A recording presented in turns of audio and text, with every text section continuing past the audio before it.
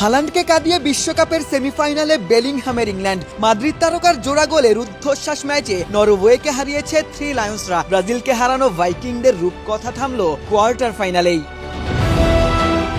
নির্ধারিত সময়ে এক গোলে সমতা ছিল। অতিরিক্ত সময়ে জুড বেলিংহাম ম্যাজিক। জোড়া গোলে ইংলিশদের বিশ্বকাপ স্বপ্ন বাঁচিয়ে রাখলেন মাদ্রিদ তারকা। এবার বিশ্বকাপ সত্যিই কি ঘরে ফিরছে? ম্যাচের ৩৬ মিনিটে আন্দ্রেয়াস শেলদেরুপের গোলে এগিয়ে যায় নরওয়ে।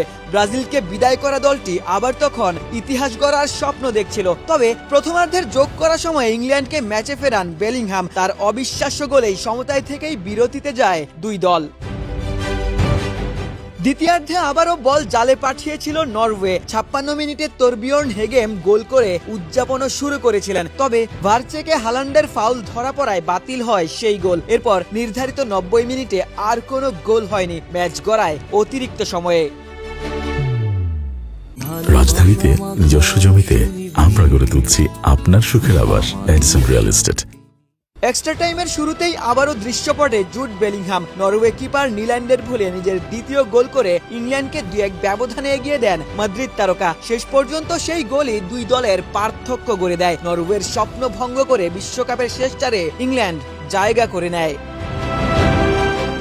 ব্রাজিলকে হারিয়ে বিশ্বকাপে চমক দেখানো নরওয়ের দুর্দান্ত যাত্রা শেষ হলো কোয়ার্টার ফাইনালে। চাপের ম্যাচে জোড়া গোল করে ইংল্যান্ডকে সেমিফাইনালে তুললেন জুড বেলিংহাম। বিশ্বজয়ের স্বপ্নে আরও এক ধাপ এগিয়ে গেল থ্রি লায়ন্সরা।